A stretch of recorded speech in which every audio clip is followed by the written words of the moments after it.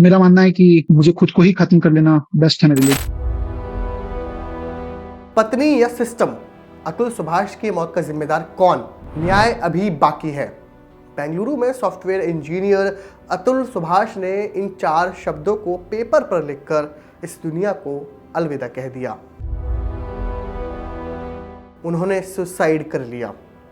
वो हार चुका था नकारा सिस्टम से, वो हार चुका था भ्रष्ट सिस्टम से, वो हार चुका था पारिवारिक कलह और कानूनी लड़ाई से। अतुल की खुदकुशी से हर कोई हैरान है।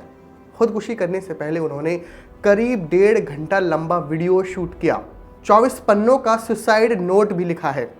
सुसाइड नोट में जो खुलासे हुए हैं उसके बारे में जानकर किसी का भी दिमाग सन्न हो जाएगा।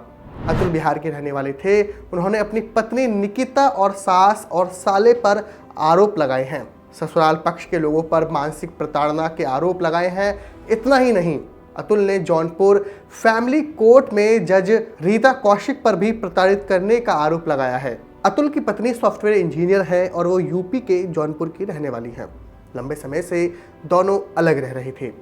निकिता जौनपुर में रहती है जबकि अतुल बेंगलुरु में अपने माता पिता के साथ रहता था।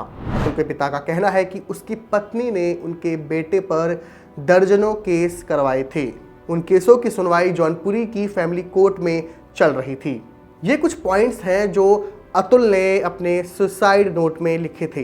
2019 में शादी के बाद से ही निकिता और उसका परिवार मुझे परेशान करने लगा था। निकिता का परिवार मुझसे पैसे मांगता था, लेकिन शुरुआत में देने के बाद फिर मैंने मना कर दिया।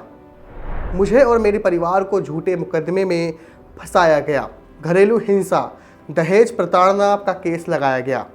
इन केसों की सुनवाई के लिए लगभग 120 तारीखें लगी। मुझे 40 बार बेंगलुरु से जौनपुर जाना पड़ा, जबकि मुझे साल में 23 छुट्टी मिलती है। जज ने भी मुझसे रिश्वत मांगी। हर पेशी पर अलग से रिश्वत मांगी जाती थी। और ये अतुल की 3 इच्छाएं थी जो उन्होंने अपने सुसाइड नोट में लिखी थी। मेरी पत्नी या उसके परिवार के किसी भी सदस्य को मेरे शव को ना छूने दिया जाए।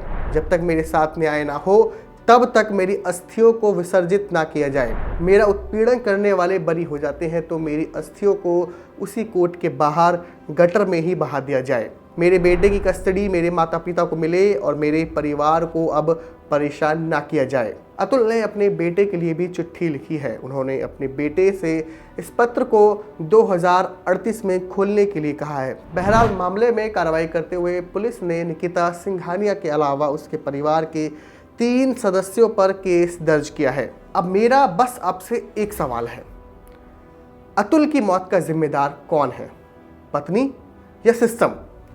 कमेंट करके नीचे बताएं और अपने दोस्तों में ये वीडियो ज़रूर शेयर कीजिएगा।